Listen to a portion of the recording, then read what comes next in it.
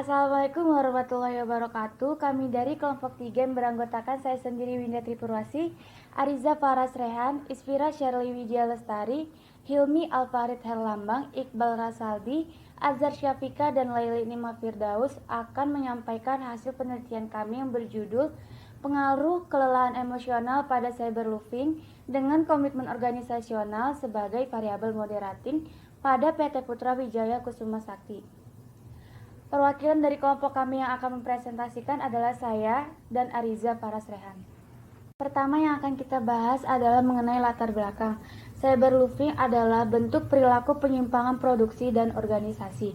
Hal ini tidak boleh dianggap remeh karena begitu karyawan mengembangkan kebiasaan cyberloafing, organisasi mungkin akan kesulitan untuk memberantas perilaku negatif tersebut menurut Moody dan Simponen tahun 2013.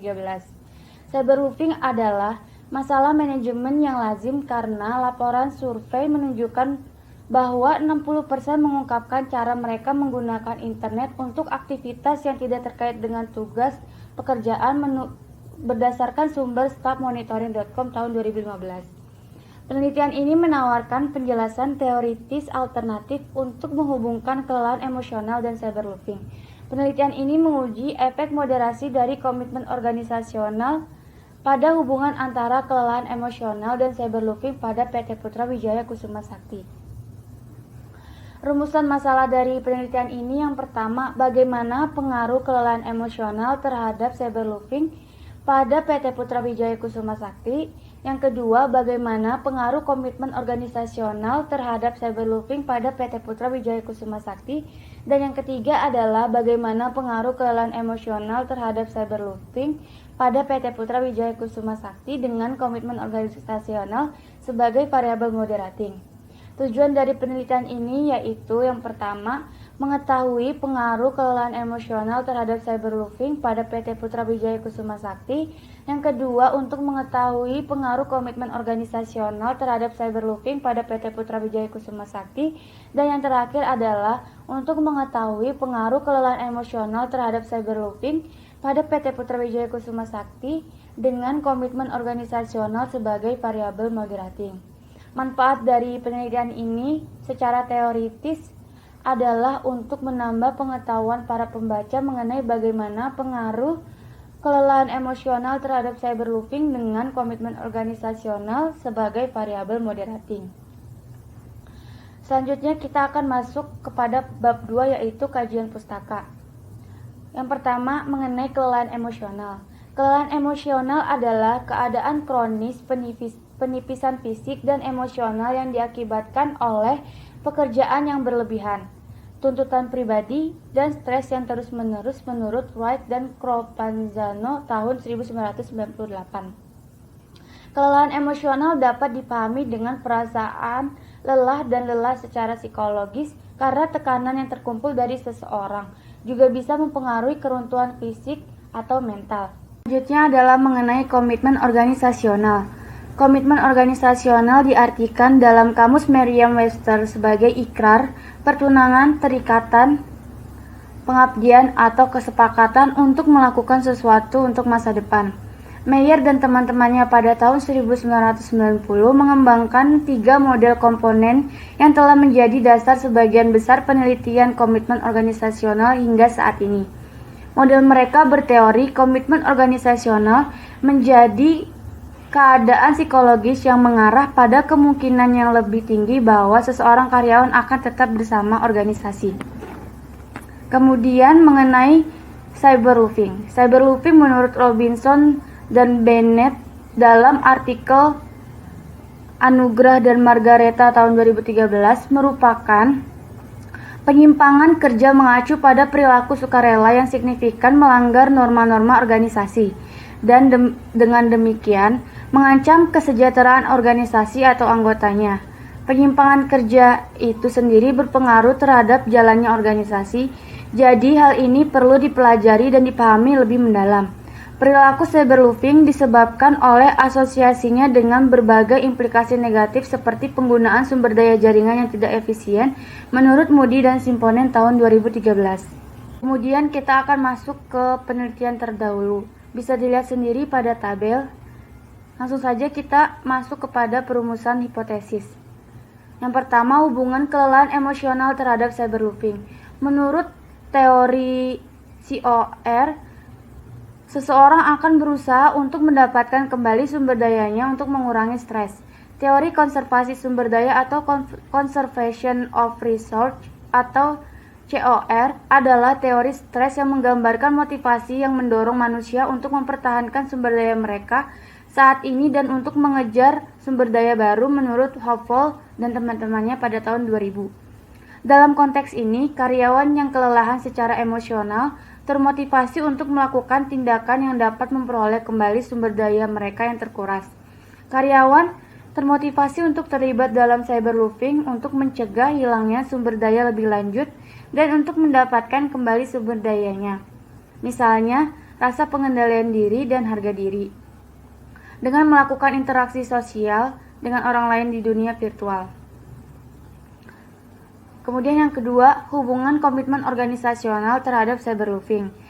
Karyawan yang kurang berkomitmen pada organisasi memiliki kecenderungan untuk mengalami kelelahan emosional sehingga mengakibatkan adanya cyberbullying. Hasil penelitian Meyer dan teman-temannya pada tahun 1990, Siu dan Cooper pada tahun 1998 menemukan bahwa karyawan yang memiliki komitmen organisasi afektif yang rendah cenderung mengalami stres dan kelelahan kerja, sehingga cenderung akan melakukan cyberbullying. Ketika karyawan tidak berkomitmen pada organisasinya, mereka tidak lagi ingin tinggal di organisasi. Karyawan dengan komitmen afektif yang tinggi cenderung lebih kecil kemungkinannya untuk melakukan cyberbullying menurut Panaccio dan Vandenberg tahun 2012. Dan yang ketiga adalah hubungan kelelahan emosional terhadap cyberbullying dengan komitmen organisasional sebagai variabel moderating. Menurut P. Lim et al. Tahun 2020 mengatakan bahwa komitmen organisasional sebagai moderator hubungan antara kelelahan emosional dan cyberbullying. Secara khusus, pengaruh kelelahan emosional pada cyberbullying diharapkan lebih lemah bagi mereka yang memiliki komitmen organisasi tingkat tinggi, karena keterikatan mereka pada pekerjaan mereka dengan keuntungan moneter dan keinginan mereka untuk bekerja dengan lebih baik dalam organisasi. Oleh karena itu, komitmen merupakan sumber daya yang penting untuk membantu karyawan menangani dampak merugikan dari stres dan tetap fokus pada peran mereka dengan lebih baik menurut Antonovsky dan tahun 1974. Kerangka berpikir penelitian ini. Dalam kerangka berpikir tersebut menjelaskan hubungan antara beberapa variabel penelitian yang digunakan, yakni kelelahan emosional, cyberbullying, dan komitmen organisasional sebagai variabel moderating. Dengan artian bahwa kelelahan emosional akan berpengaruh pada cyberbullying yang akan diperlemah atau diperkuat oleh komitmen organisasional. Keterangan dari kerangka berpikir tersebut yaitu variabel X-nya adalah kelelahan emosional, variabel Y-nya adalah cyberbullying, dan variabel moderatingnya adalah komitmen organisasional. Selanjutnya adalah pengembangan hipotesis. Hipotesis merupakan jawaban sementara terhadap rumusan masalah penelitian di mana rumusan masalah penelitian telah dinyatakan dalam bentuk kalimat pernyataan menurut Sugiono tahun 2016. Berdasarkan analisis penelitian terdahulu dan kerangka pemikiran di atas, maka penulis membentuk hipotesis sebagai berikut. H1 adalah kelelahan emosional memiliki pengaruh positif yang signifikan terhadap cyberbullying. H2 adalah komitmen organisasional berpengaruh negatif terhadap cyberbullying. Dan yang ketiga adalah komitmen organisasional memoderasi hubungan positif antara kelelahan emosional dan cyberbullying, sehingga hubungan tersebut lebih kuat ketika komitmen organisasi rendah. Kita akan masuk kepada bab 3, yaitu mengenai metodologi penelitian. Jenis dan sumber data. Jenis dan sumber data penelitian yang digunakan dalam penelitian ini yaitu data primer, populasi dan sampel. Populasi untuk penelitian kali ini yaitu karyawan PT Putra Wijaya Kusuma Sakti, sedangkan sampelnya pada penelitian ini teknik pengambilan sampel yang digunakan adalah purposive sampling. Variabel penelitian. Variabel penelitian pada dasarnya adalah segala sesuatu yang berbentuk apa saja yang ditetapkan oleh peneliti untuk dipelajari sehingga diperoleh informasi tentang hal tersebut. Kemudian ditarik kesimpulannya menurut Sugiono tahun 2012. Variabel independen untuk penelitian kali ini yaitu kelelahan emosional, variabel dependennya yaitu cyberwolfing, dan variabel moderatingnya adalah komitmen organisasional. Metode analisis data. Metode yang digunakan pada penelitian kali ini yaitu metode kuantitatif inferensial yang memiliki pengertian analisis statistik yang digunakan untuk mencari hubungan atau pengaruh antara dua variabel atau lebih. Pada penelitian ini menggunakan metode kuantitatif inferensial karena penelitian ini meneliti dan menganalisis data sampel yang hasilnya dapat diberlakukan untuk populasi. Metode kuantitatif inferensial di sini menggunakan analisis korelasional. Ini adalah mengenai uji instrumen penelitian. Ada dua, yaitu uji validitas dan uji reliabilitas. Untuk uji validitas, instrumen yang valid berarti alat ukur yang digunakan untuk mendapatkan data itu valid. Sedangkan uji reliabilitas adalah indeks yang menunjukkan sejauh mana suatu alat pengukur dapat dipercaya atau dapat diandalkan dalam mengukur gejala yang sama, menurut Umar tahun 2000. Materi selanjutnya akan dibacakan oleh teman saya yaitu Ariza Faras Rehan. Baik, terima kasih Winda. Saya melanjutkan yaitu uji asumsi klasik. Pada uji asumsi klasik dibagi menjadi 3, yaitu uji normalitas, uji heterogenitas, dan uji multikonelaritas. Pada uji normalitas sendiri itu ada lagi yaitu uji Kolmogorov-Smirnov dan uji Peplot. Pada uji Kolmogorov-Smirnov dapat diukur ketika lebih dari 0,05 mengartikan bahwa per variabel dapat terdistribusi dengan normal. Dan pada P normal, indikatornya ketika titik-titik yang ada pada garis diagonal mengikuti garis diagonalnya, yang dapat disimpulkan bahwa terjadinya atau terdistribusi normal pada tiap variabel. Yang selanjutnya ada pada uji hipotesis. Pada uji hipotesis, yang pertama ada uji parsial atau uji T, yang kedua uji simultan atau uji F, yang ketiga adalah uji koefisien determinasi. Pada uji parsial atau uji T itu mengetahui ada tidaknya pengaruh masing-masing variabel. Dan uji simultan itu kita mengukur seberapa signifikan pengaruh variabel independen terhadap variabel dependen secara bersama. Yang ketiga adalah koefisien determinasi. Seberapa banyak sumbang antara variabel X1, X2 terhadap Y, atau komitmen organisasi, kelelahan emosional, dan terhadap cyberwolfing. Analisis regresi berganda. Pada analisis ini tujuannya untuk mengetahui apakah ada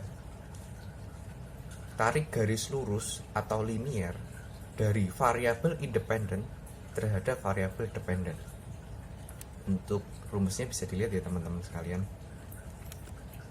Lalu uji validitas. Uji validitas pada bab ini menghasilkan dan juga membahas yang pertama, variabel kelelahan emosional.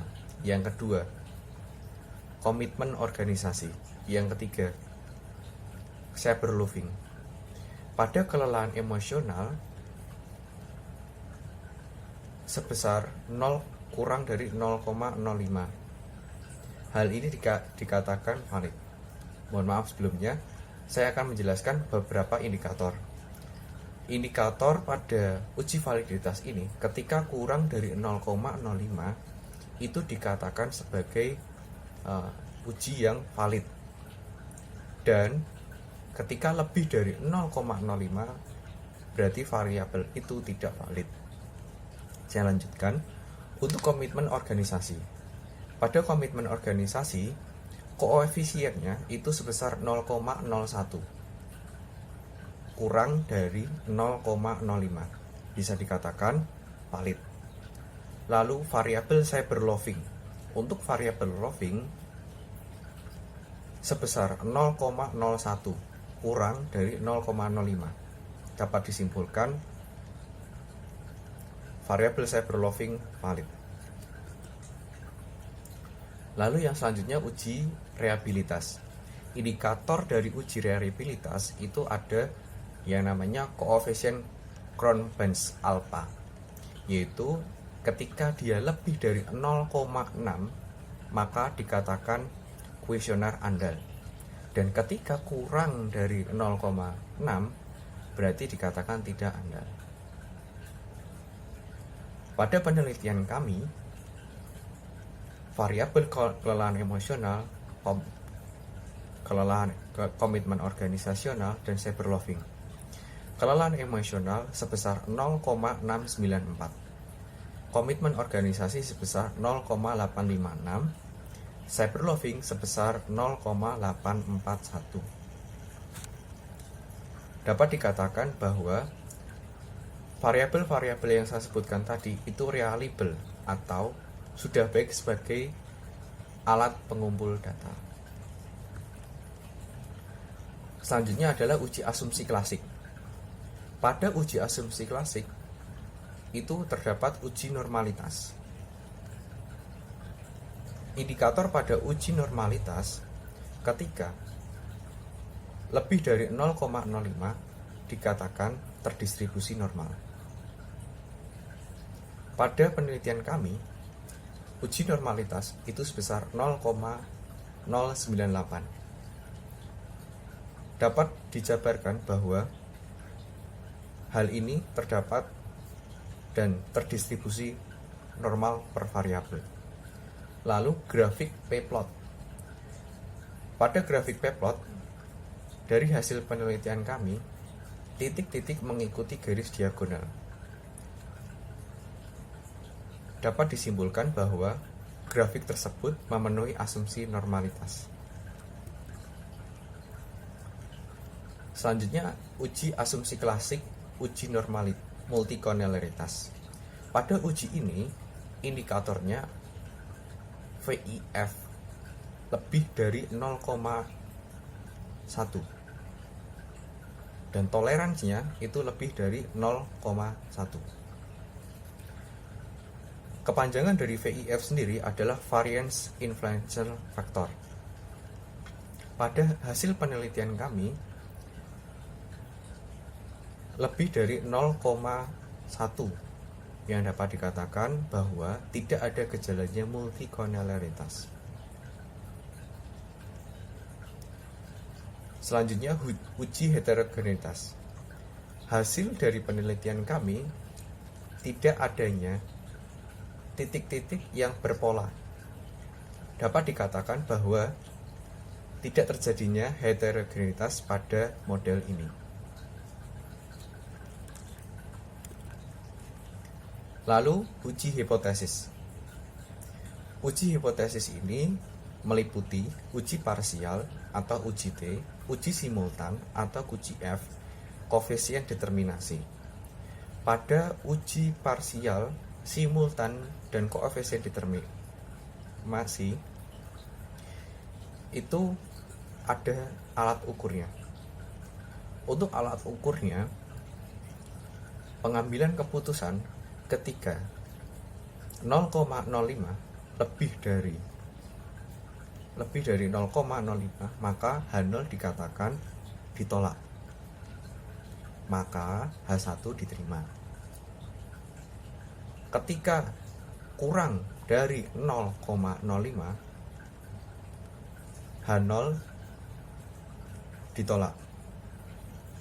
Namun H1 diterima. Pada uji parsial di kelompok kami H1 dikatakan diterima. Karena dapat dibuktikan sebesar 0,012 kurang dari 0,05 dan nilai T hitung sebesar 2,616 lebih besar daripada T tabel sebesar 2,008. H2 dinyatakan ditolak.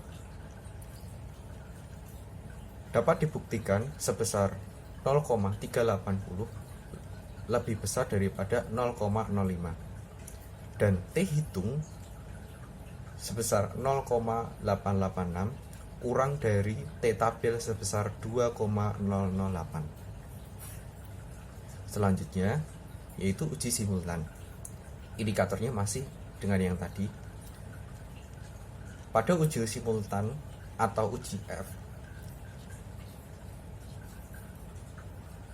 pada H3 ini diterima. Dapat dibuktikan nilai sebesar 0,022 kurang dari 0,05 dan nilai F hitung sebesar 4,110 lebih besar daripada F tabel sebesar 3,18. Koefisien determinasi. Pada koefisien determinasi, nilai sumbangnya variabel X1, X2 terhadap Y, variabel kelelahan emosional, variabel komitmen organisasi, dan variabel cyberloving menyumbang sebesar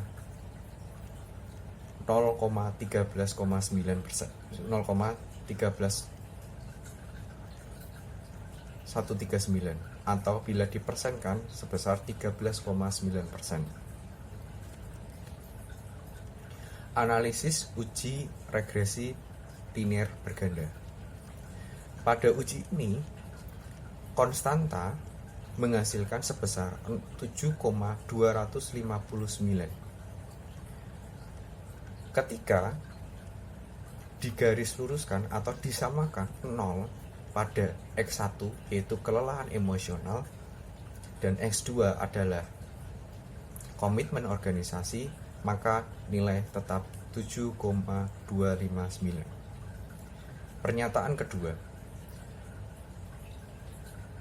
variabel komitmen organisasi, variabel kelelahan emosional berpengaruh positif terhadap cyberloving. Koefisiennya sebesar 0,472.